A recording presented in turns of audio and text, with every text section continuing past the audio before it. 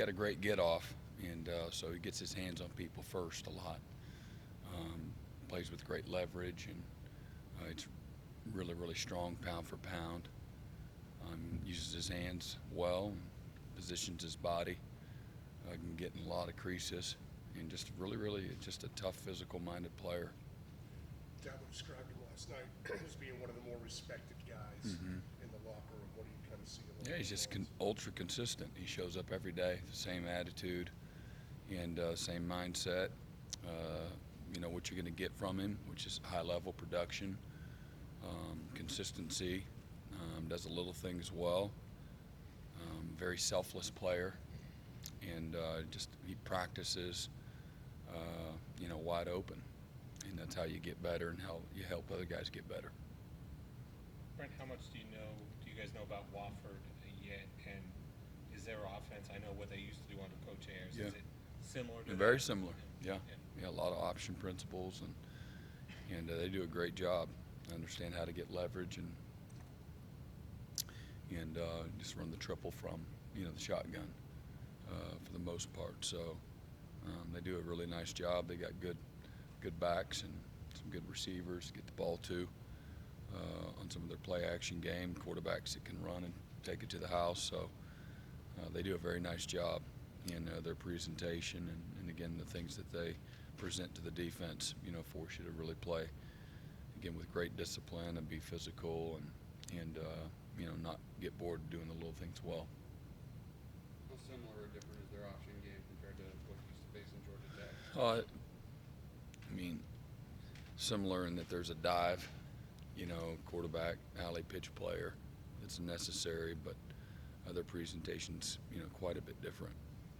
Tanner says that teams like Wofford, they run this triple option probably better than anybody because maybe they're not as talented and stuff, so they have to be more fundamentally sound. Yeah, I don't know about the talent, but just the scheme neutralizes your skill, and it becomes, again, a leverage in a numbers game. And they do a very nice job at understanding those things. I know off-season trips as a coach to other programs are pretty routine, but I think you went to Iowa State this off-season and kind of that kind of just stands out just because of their front. Were you able to take anything from that visit? Yeah, they do a nice job. They're doing more with less as well as anybody. I grew up in a program at Kansas State that's, you know, we took a lot of pride in exactly that. And so I have tremendous respect, you know, for the success level that they've had, knowing the kind of precision and skill that they see week in and week out. They're doing something right, and but they're doing something right as much as anything, playing good run defense and leading the Big 12 the last few years. So that's what stood out to me. People think that Big 12 passes at every snap, and it's just you're not watching the games if you think that. And so they've done a tremendous job, you know, at defending the spread, and got a lot of respect for those guys. What do you think about the win your Wildcats had on Saturday against Oklahoma? Yeah, it's a hard place to play. It really is, and so that's a great win for, you know, the new staff and moving forward, and gives them a lot of credibility, and nothing surprises me, you know, week in and week out anymore in college football. But it's a great win for their program for sure. Last year's team was rife with a bunch of guys who were on NFL scouts' radars and fans knew. This year, not so much, but here they are performing well. Does that you derive more satisfaction from that? Or? No. Happy for the success, you know, that, you know, our guys are having.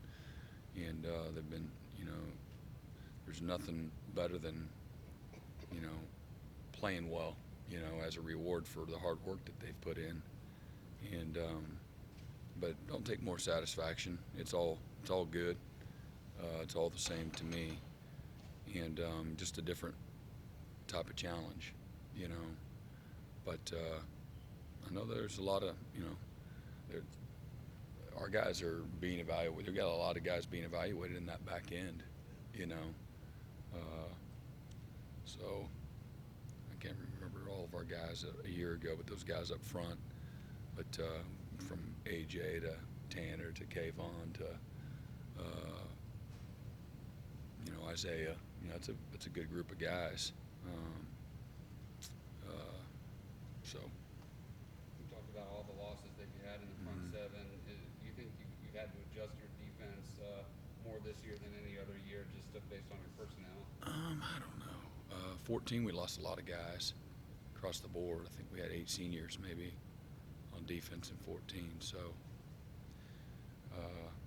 but we had a lot of guys that still played. Then we had a lot of starters that we lost, but because 15 was Shaq and Dodd, and then I think Carlos, Christian. We had some good young guys, kind of like Christian came in as a freshman, kind of contributed like Tyler. Tyler's actually a starter. Christian didn't need to be a starter. We had from DJ and Carlos, I believe, and can't remember who all else was in there. Maybe is it Pagano still in there as well. And we signed after 14. Yeah, we had lost quite a bit, but we had the cut board. We still had some guys. We just had a lot of attrition, and then those guys being hurt this spring. So very comparable, the turnover, the numbers, and with the injuries. Just think about these guys up front. That's, again, you're talking about without those guys this spring, 10, 11 guys that were in the 2 deep that weren't there anymore up front in the spring. So it's probably more turnover there than what we had in 14. In that same vein, does your philosophy change at all when the strength and experience on your unit goes from being up front to being on the back end? I just trying to maybe play a little heavier to your strengths, whatever those are. I don't think philosophy necessarily would change, but maybe structurally you might have to reposition some things to play to your strengths. Did you have an indication that Tyler was going to be a guy who could come in and just? No, we just hoped. I mean, there's no telling. When the guy gets to college, what kind of discipline and commitment that they have, and the toughness to fight through the bad days, and a willingness to learn and work on their own. You don't ever really know. But you thought that he had maturity, and he was a little more developed in his fundamentals and technique, and he had great humility and toughness to him. So a lot of times that transitions when you have those types of intangibles, that they are able to bring those with them. But if a guy comes in with great talent and he's not a committed guy, likes to party, or he don't like school, or he don't like to get chewed out, doesn't handle, then those things travel with you as well usually, and until you kind of grow up. So he had a really, really good, strong foundation coming in with those types of things. You mentioned Jordan and Niles being out for the spring. In hindsight, sort of looking back, how beneficial was that? Oh, it was probably very beneficial for a lot of guys, but it wasn't beneficial for them, and so there's give and take there, trying to get them going and get them ready, for the season, because again, if you look at the young guys, really that Tyler's the only one that's playing inside, that's playing significant snaps.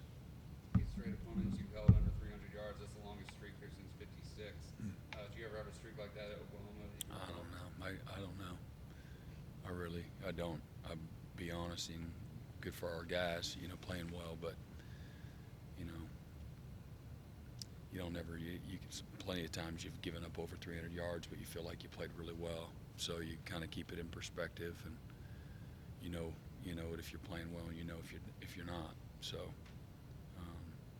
What do you speak on the season that Kayvon Wallace is having, and the effect he's having as far as a run support guy this year? Yeah, I mean, he's doing a lot well. And go back to think about the Louisville play early in the game where he picks off that play action down the middle. And Kayvon's been a really good player since he got here. And he's instinctive, and he's tough. He cares. He leads. Plays with a lot of emotion. A really smart guy. Got great awareness. And he was a leader on and off the field for us. So he's got tremendous versatility. Again, he plays safety. He plays Sam. He plays nickel. has played corner as well in the past and can do so if we needed him. So he brings, it's like having him's like having three guys that you can move around. You have a lot of depth with just him. Same, it's same can be same with Isaiah. Sure. And, Yeah. And how fun is it to have guys like that, especially Isaiah, the way he's playing this year? As a play caller. Yeah, I mean, fun. I don't say, oh, this is fun. I don't know. Use your word, not mine. I think it's good. I think it's good. It gives you flexibility, and it's never the scheme. It's always what they can do, what they know, what they can execute, the precision, the timing, the disguise, the aggression. Those are the things that determine whether or not. So when you have guys that are capable of doing more than one thing, it really does give you, tremendous flexibility. And we've got some guys, in that back end that, again, they're very versatile, and that, that versatility, gives you versatility within your, the big scheme for sure. Coach Kelly called you pioneer on the defensive side of the ball. Without giving away, all your trade secrets, what do you think the next innovations on defense are going to be? I have no idea, and we don't ever look at ourselves like that, but I just think that the game is always evolving, always changing, and again, I just think the fruit's out there on the end of that limb, and that's where you got to go if you want to, have,